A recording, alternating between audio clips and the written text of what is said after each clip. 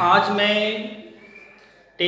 Present tense का चौथा parts पढ़ाने जा रहा हूँ। इससे पहले 3 टाइप जो है पढ़ा चुका हूँ। Simple present tense, present continuous tense, present perfect tense में पढ़ा चुका हूँ। आज जो मैं लास्ट वाला पढ़ा रहा हूँ इसका नाम है प्रेजेंट परफेक्ट कॉन्टिन्यूअस टेंस। यानी प्रेजेंट परफेक्ट कॉन्टिन्यूअस टेंस का मतलब ये समझ जाइए, कोई भी काम यानी कि एक निश्चित समय में या अनिश्चित समय में जब खत्म हो रहा है या होता है उसी को हम बोलते हैं present perfect continuous tense. Continue भी चल रहा है और परफेक्ट भी हो रहा है। यानी इसका मतलब ये हुआ कि इसमें भी कोई भी समय का एक सीमा रहेगा, या तो सीमा निश्चित रहे या समय अनिश्चित रहे, समय की सीमा अनिश्चित रहे।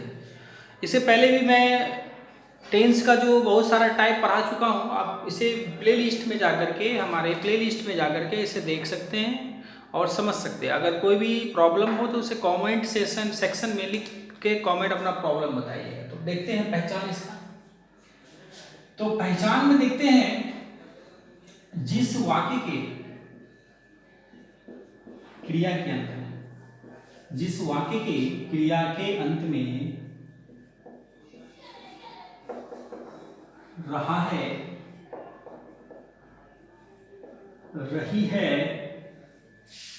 रहे हैं, रहा हूं, रहा हो आदि लगा रहे, आदि लगा रहे और इसी वाक्य में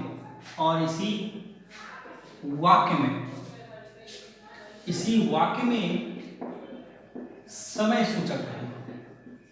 समय सूचक को इंग्लिश में बोलते हैं टाइम इंडिकेशन, ठीक है। यानी कि समय सूचक रहे, टाइम इंडिकेशन रहे तो आदि लगा रहे और इसी वाक्य में समय सूचक रहे तो उसे प्रेजेंट परफेक्ट कॉन्टिन्यूअस टेंस कहते हैं। अब यहां पर आते हैं समय सूचक के बारे में समझते हैं। समय सूचक जनरली 2 प्रकार के होते हैं, एक निश्चित समय सूचक और एक अनिश्चित समय सूचक। अब हम आते हैं, पहले एग्जांपल देख लेते हैं। मैं सोमवार से पढ़ा रहा हूं। अब यहां पर देखते हैं, यहां क्रिया है, पढ़ाना क्या है, क्रिया है। क्रिया के लास्ट में क्या आ गया, रहा हूं। रहा हूं तो ये हो गया कंटिन्यूअस,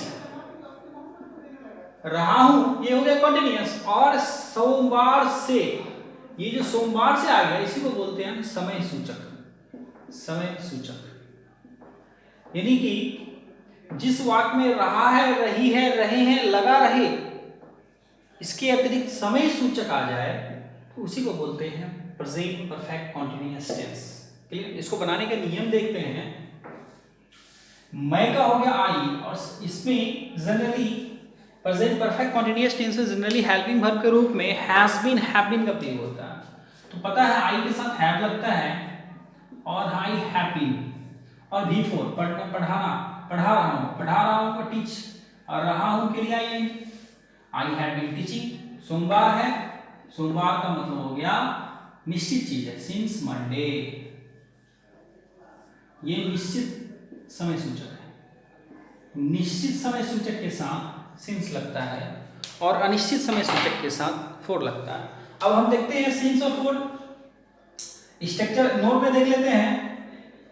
नोट में प्रेजेंट परफेक्ट कॉन्टिन्यूअस टेंस में हेल्पिंग वर्ब के रूप में, हेल्पिंग वर्ब के रूप में has been, have been, has been, have been और बिफोर का प्रयोग होता है, बिफोर का प्रयोग होता है और समय सूचक से पहले, और टाइम इंडिकेशन, और समय यानी टाइम इंडिकेशन, समय सूचक से पहले समय सूचक से पहले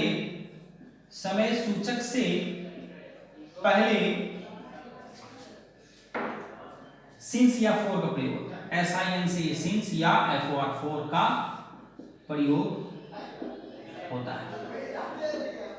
समय सूचक से पहले क्या होता है? सिंस या प्रयोग का। सिंस या फोर का प्रयोग। अब हम आते हैं, देखते हैं सिंस किसमें लगता है और फोर किसमें लगता है। तो एक एग्जांपल और ले लेते हैं। वह दो दिनों से पढ़ा रहा है। अब यहां पर बात यह है, वह 2 दिनों से पढ़ा रहा है, रही है, रहे हैं, ये हो गया कॉन्टिन्यूअस और समय सूचक। ये हो गया कॉन्टिन्यूअस, ये हो गया कॉन्टिन्यूअस और ये हो गया समय सूचक। इसको जो हम बनाएंगे, कैसे बनाएंगे वो देखते हैं। वह का होता है ही के साथ लगेगा हैज, और हैज के बाद लग जाएगा भी वर्ब क्या? पढ़ाना। पढ़ाना का होता है teaching. He has been teaching. अब यहां पर इससे पहले वाला जो एग्जांपल दिए थे वहां पर सोमवार था, तो सोमवार एक निश्चित घटना है। जब निश्चित घटना हो तो उसके साथ सिंस लगता है, और ये 2 दिनों से ये अनिश्चित घटना है, तो अनिश्चित घटना के लिए यहां पर फोर लगेगा। सबसे इंपॉर्टेंट बात, 4 2 यस।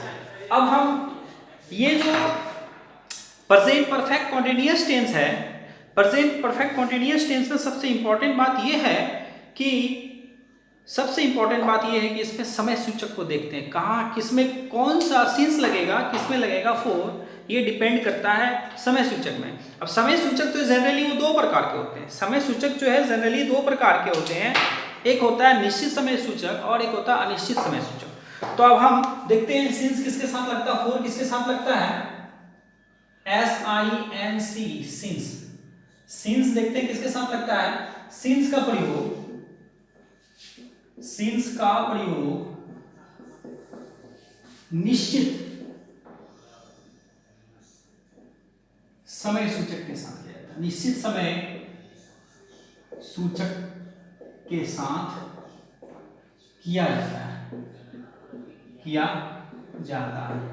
ये एक तरह से ग्रामेटिकल पॉइंट भी है, ये वेरी वेरी इंपॉर्टेंट है, इसको समझना बहुत ही जरूरी है। तो सिंस का प्रयोग जो है एक तरह से निश्चित समय सूचक। अब निश्चित समय सूचक क्या होता है? निश्चित समय सूचक का मतलब ये हुआ, निश्चित टाइम इंडिकेशन वो हुआ जो हमारे दैनिक जीवन में वास्तव में आए। वास्तव में क्या क्या आता है? जैसे हमारे घड़ी में जैसे 12 बज रहा है, रियल में 12 बजता है, तो ये निश्चित समय सूचक हो गया। जैसे 11 बजे निश्चित समय सूचक हुआ। सोमवार, हमारे कैलेंडर में सोमवार आता है, तो ये हो गया निश्चित समय सूचक। जनवरी, हमारे कैलेंडर में जनवरी आता है, तो ये निश्चित समय सूचक। मॉर्निंग यानी सुबह आता है, हमारे दैनिक जीवन में सुबह आता है, तो ये मॉर्निंग जो होगी ना निश्चित समय सूचक हो गया, इसके साथ सिंस लगेगा। इवनिंग, ये भी निश्चित समय सूचक हो गया। नाइट, इसके साथ भी निश्चित समय सूचक लगेगा।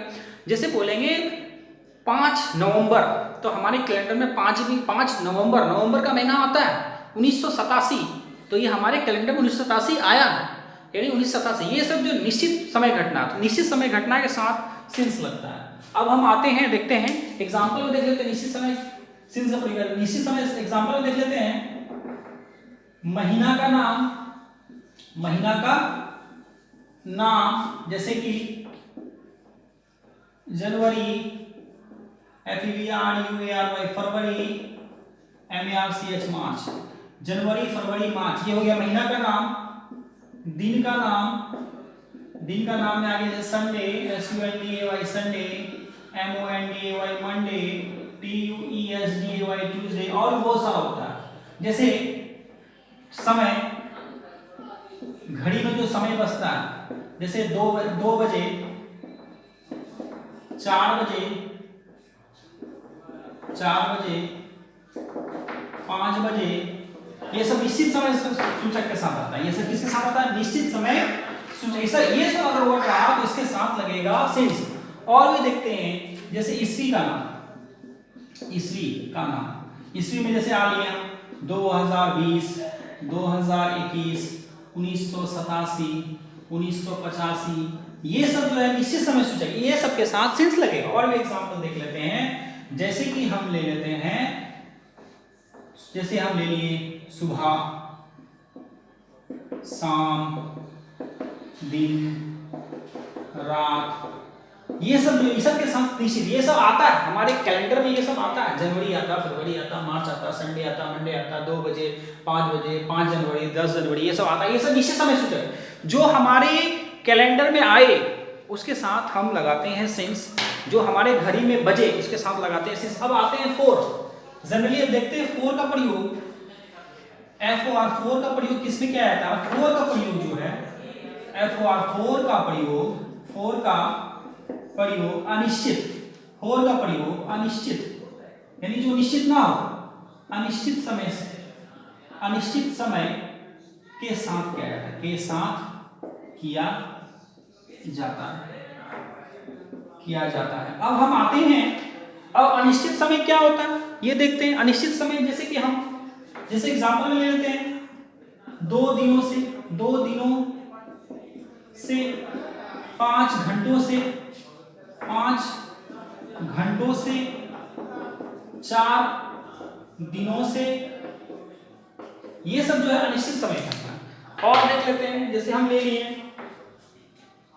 5 वर्षों से, 5 वर्षों से, ये सब जो है अनिश्चित समय घटना, जो हमारे, ये सब हमारे कैलेंडर में नहीं आता। एक हम अनुमान लगाते हैं कि 5 दिनों के बाद आना है, 10 दिनों के बाद आना है, 4 साल के बाद आना है, 2 सप्ताह के बाद आना, 2 सप्ताहों से, 5 वर्षों से, 2 दिनों से, 5 घंटों से, ये सब जो है अनिश्चित समय सूचक। अनिश्चित समय सूचक के साथ 4 लगता है। मोस्ट इंपॉर्टेंट पॉइंट है ये, और वीवीआई है ये, ग्रामेटिकल चीज भी है ये, आपका एग्जाम में पूछता भी। अब हम स्ट्रक्चर देख लेते हैं। इसका स्ट्रक्चर पता है, हैज किसके साथ लगता है, हैव किसके साथ लगता है, तो जान ही रहे हैं। इसका स्ट्रक्चर देख लेता हूं मैं।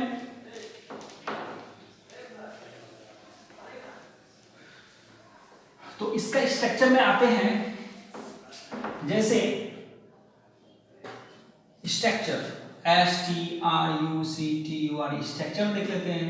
सब्जेक्ट प्लस हैज या have plus been plus V4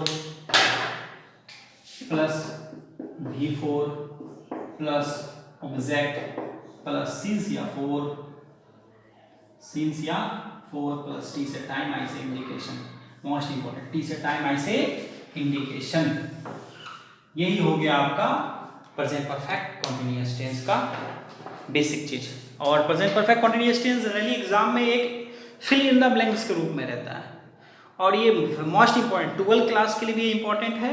एक गारंटी है कि इससे एक क्वेश्चन जो है वो 12 क्लास में रहता है, खास करके 12 का ये फिल इन द ब्लैंक्स। इससे एग्जांपल और देख लेते हैं, जैसे वह 1987 से सिटी में रहता है। सिटी में क्या हो रहा है, रहा है। यह रहना का हो गया क्रिया के लास्ट में रहा है, रही है, रहे हैं। और ये 1987 हो गया समय सूचक। 1987 क्या होगा, समय सूचक। वह का हो गया ही के साथ लगता है, समय सूचक है तो हैज बीन हो जाएगा। रहना का होता है living, he has been living at city. कब से रह रहा है, 1987 से। एक कैलेंडर में आता है, ये निश्चित चीज है, इसलिए निश्चित चीज के लिए यहाँ पर लगेगा SINC सिंस 1987। इसी का अब हम निगेटिव पे देख लेते हैं। तो निगेटिव वगैरह तो आप देख ही लीजिएगा, निगेटिव का स्ट्रक्चर जान ही रहे हैं। निगेटिव का स्ट्रक्चर, तो निगेटिव का स्ट्रक्चर हो जाएगा सब्जेक्ट प्लस हैज या हैव प्लस नॉट के बाद तब आ जाएगा बीन के बाद आ जाएगा V4 के बाद आ जाएगा ऑब्जेक्ट के बाद आ जाएगा सिंस या 4, उसके बाद T से टाइम, I से इंडिकेशन। ये निगेटिव का स्ट्रक्चर हो गया, इसको नोट कर लेना है। इसी टाइप से एग्जांपल भी आप देख लीजिएगा। इंटरोगेटिव का आप देख लेते हैं, ये निगेटिव का हो गया। इसी का इंटरोगेटिव का स्ट्रक्चर देख लेते हैं, INTERROGATIV इंटरोगेटिव। इंटरोगेटिव में देखते हैं हैज और हैव पहले लग जाएगा, हैज हैव प्लस सब्जेक्ट तब बीन हो जाएगा, हैज हैव प्लस सब्जेक्ट तब प्लस बीन तब V4, तब ऑब्जेक्ट तब सिंस या 4, तब टी से टाइम, आई से इंडिकेशन, यानी समय सूचक। ये हो गया इंटेरोगेटिव सेंटेंस। इसी टाइप से आप नेगेटिव क्वेश्चन भी कर लेना है और WH क्वेश्चन भी करना है। इसके बाद जो ये समाप्त करनी है, इसके बाद जो मैं स्टार्ट करूंगा वो पास्ट टेंस स्टार्ट करूंगा। वीडियो अगर पसंद आए तो इसको लाइक कीजिए, चैनल को सब्सक्राइब कीजिए और वीडियो को शेयर कीजिए। Thank you.